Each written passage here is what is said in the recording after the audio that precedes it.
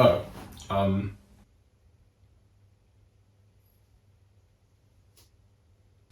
it's October again.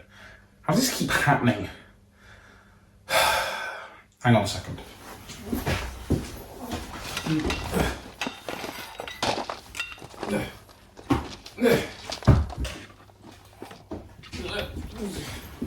Right, okay.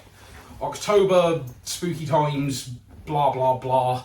I'm supposed to have some, big Halloween video planned, but this year has been weird. Yada yada yada, intro spiel. Are you afraid of the dark? It's no secret that I was a big wuss as a kid. While there were some horror shows that I enjoyed, like Grizzly Tales for Gruesome Kids or Scary Sleepover, I never really got into live action narrative shows like Goosebumps, or the Canadian-American equivalent, Are You Afraid of the Dark? Having said that, I certainly caught sight of the show, and the basic premise always sounded pretty cool. It's just a bunch of horror-obsessed kids sitting around a fireplace and telling stories. That's pretty awesome, if slightly unrealistic. I mean, come on, these kids sneak out to meet up at midnight, but not one of them stole booze or cigarettes from their parents. Who's gonna believe that? The UK has a teenage drinking problem.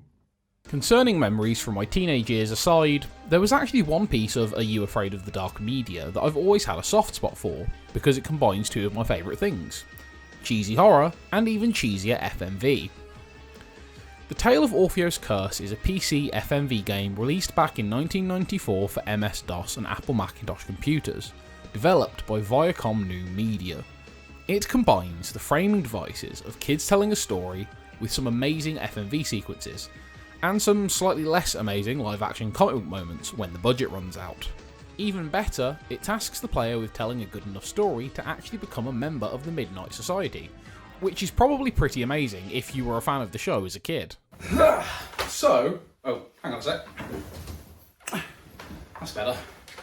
Since all I've done lately is work on my Windows 98 gaming PC, restoration video coming soon-ish, I thought this Halloween we could just sit down and take a look at Are You Afraid of the Dark? The Tale of Orpheo's Curse. God, that title is a mouthful. The game starts out with this weird flame floating in the void. Is that a fucking Wheel of Time reference, bro? You can click on it a bunch, but it doesn't really do anything other than playing random audio clips.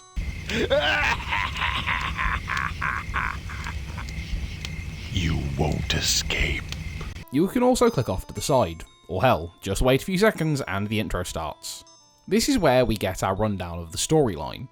Terry and her brother Alex are staying with their uncle. Terry, who believes in magic, loves staying with the uncle because he lives across from a creepy old abandoned vaudeville theatre called Orpheo's Palace.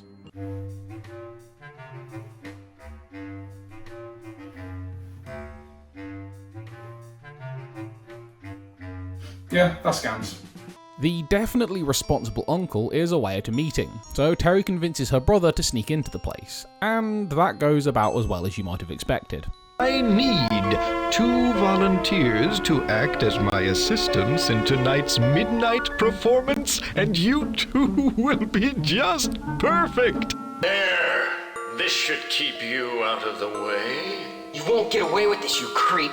With your brother stolen away by a ghost, I assume, it's up to you to save him and yourself if you can just about manage it.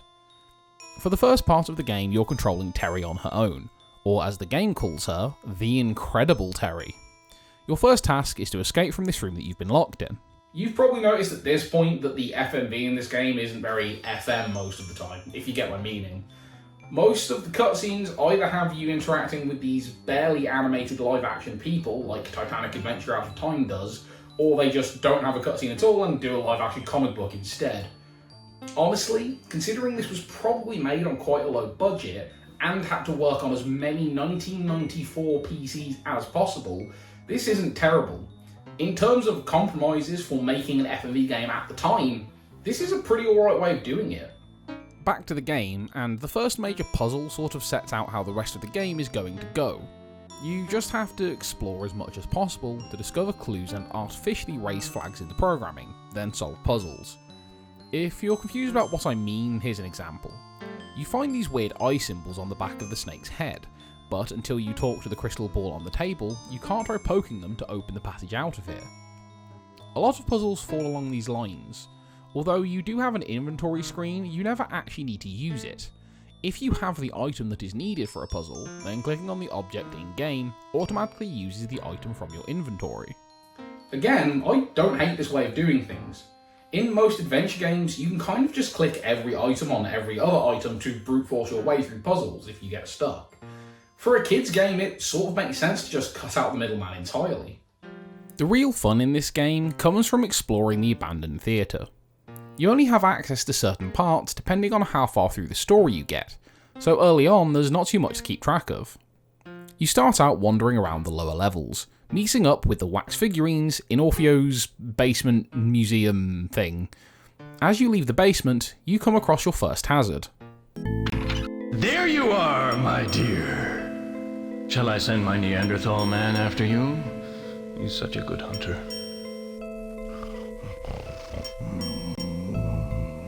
That's enough. Go back to rest, my primitive friend. We'll play cat and mouse with the girl again later. Yeah, I'm starting to doubt how committed Orpheo is to actually stopping you. Okay, so the first hazard is a bit weird. He just sets it on you, then you walk away 2 steps, and he tells it to stop. For some reason.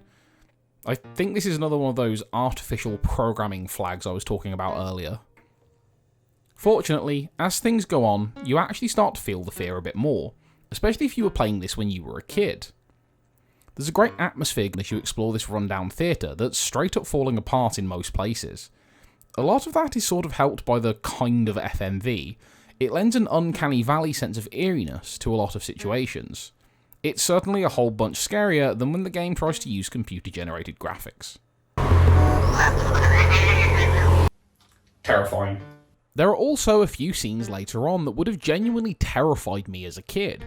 For instance, there's this part where you're trying to get a doorknob from a drawer, and then this happens. Do you think you can really escape me?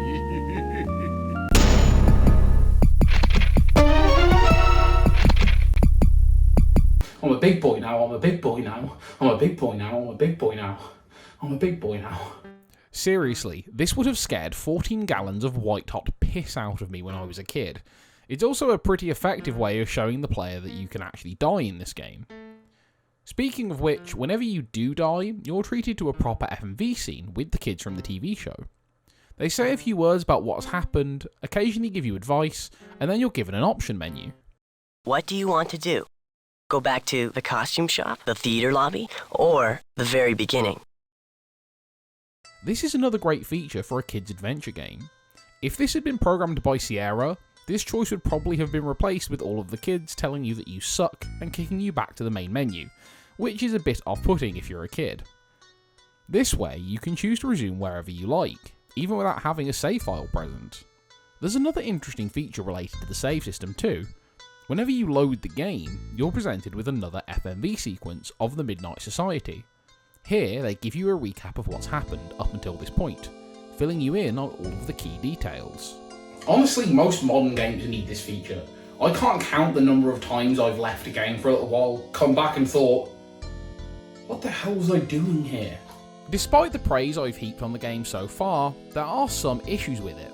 Firstly, it's really easy, but that's not a shock. This game is intended for kids after all. Secondly, the frame rate of these FMV scenes, not to mention the overall quality, is terrible. Again, this is 1994, so I probably shouldn't expect too much, but I can't believe that there was no way of doing this better, at least slightly. Maybe having a configuration menu that lets you adjust for performance like Ripper did. Anyway, as you continue to explore, you discover the secret of what has happened in the theatre. See, back in the day, Orpheo was a world-famous magician. His 2 daughters also worked for him, and in a parenting move that would even baffle Charlotte Pickles, he decided to pit them against each other for a chance to become his next assistant. Oh yes, I can't possibly see that move backfiring. Oh, you 2 girls. I love you both equally. But unfortunately, Elizabeth pulled off a better version of pick a card, so Mary, you get to be the janitor. I'm going to curse you, old man. Ha ha, to be young again. Yes, if you can't tell, Mary, Orpheo's oldest daughter, puts a curse on the theatre, and that's what has led to the theatre's current situation. If you're thinking I was a little vague on details there, that's because I was being intentionally so. A large part of the fun of this game is discovering the mystery of what really happened here for yourself, and this reveal happens quite early on. I don't want to mention anything that happens late game, in case you do want to play it. But, having said that, from this point on, there's a few details I can't avoid mentioning, so, you know, go and stick your head in a bag of crabs or something if you don't want to hear this part. Once you've discovered the true nature of what is going on here, you can move on to saving your brother. After solving a couple of puzzles that involve uncovering hidden passages, you come across the key to his room and set him free. Stage 1 complete. At this point, it's Terry's turn to be pointlessly captured, while Alex goes off to explore new areas and solve more puzzles. Functionally, all this really does is change the voiceover when you click on things, and the silly name in the inventory is now the Astounding Alex. Some of the areas that were previously shut off to you are now available. Once again, you need to explore as much as you can, partially to discover clues and puzzles, but also just because it's the best way to enjoy the story. Anyone who has played this game will tell you, 90% of what is here isn't necessary to beat the game. If you know what you're doing and exactly where to go in what order, you can get a very stripped down impression of events, and beat the entire game in under an hour. However, there's just so much stuff here to enjoy. There are numerous optional scenes, including characters to meet to explain things about the people involved and exactly what happened. You learn the full extent of what has gone on in the years since Orpheo's palace was originally shut down. It's also just fun to see some of these scenes. In particular, I enjoy talking to the ghosts who inhabit the place as much as possible, and there are a few that you can completely skip if you want to. That all aside, you also really need to take the opportunity to learn your way around the area. Having a decent picture of the theatre's layout is really necessary for several key moments. At certain points in the story, you will be posed with a timed challenge. In most cases, this is where something horrible is chasing you, and you have to go the right way to avoid being captured or killed. Obviously, the penalty for failure is next to nothing, and sometimes it's worth getting captured just to see what happens. Overall, I think this is a great way of incentivizing exploration. If you die because you didn't know where you were going, you're then presented with the option to go back far enough to explore and learn the theatre's layout. Or you can just try again and brute force your way through the puzzle if you really want to. It's a great combo of mechanics, if I do say so myself. Once you've discovered all of the steps you need to take to break the curse, you pull it off without a hitch, and set free all of the ghosts trapped in the theatre. You also get a snazzy FMV cutscene, where the Midnight Society tell you that they think you're cool in the most 90s way ever caught on film. Then it's settled. There are technically several endings, depending on what you choose to do. However, all of them except for the good ending just feel like you're getting a game over. Having said that, as I said before, it can be worth doing the wrong thing, just to see some of the weird stuff that happens in the game. Like this bit where Terry gets murdered by evil clothes. There are definitely elements of the Tale of Orpheo's curse that feel a little cheap. The FMV is kind of minimal.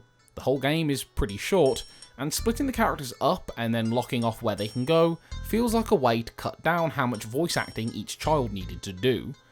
Having said that, this is still a pretty excellent game. It's horror based with some genuinely creepy atmosphere, it's not so scary that you can't play it with your kids or very childish relatives, and it promotes exploration and experimentation with its lack of heavy restrictions on mistakes. It's sort of a shame that Viacom New Media and Nickelodeon didn't do more to promote the game. From what I've seen online, there was almost no marketing for this thing, and that has ended up with it becoming crazy rare, to the point that the only version I could find for sale in the UK is a disc-only Mac copy that I can't even use, because my iMac's friggin' disc thing is busted. If this game had been given the marketing push it needed, I think it could have been a legit success. You could have had an entire series of these games, because you know that 90s kids would have gone nuts for this stuff back in the day. Hell, I'd like to see Nickelodeon doing something like this now. They rebooted Alone in the Dark in 2019 anyway, and imagine what they could do with modern game development working in this exact same style. Are You Afraid of the Dark? The Tale of Orpheo's Curse is a great kids horror FMV title, mostly let down by a lack of support from the publishing company. A lot of heart, charm and effort has gone into making this game, and it would have been nice to see what the team behind it could have done. Unfortunately, after this, the development branch of Viacom New Media mostly went on to work on licensed Viacom properties, or Slamscape.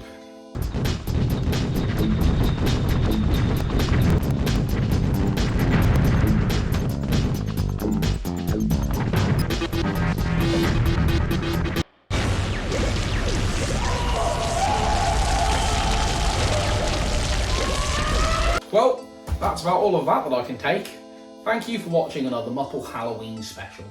Maybe next year I'll actually be able to put out 3 videos before October. Probably not.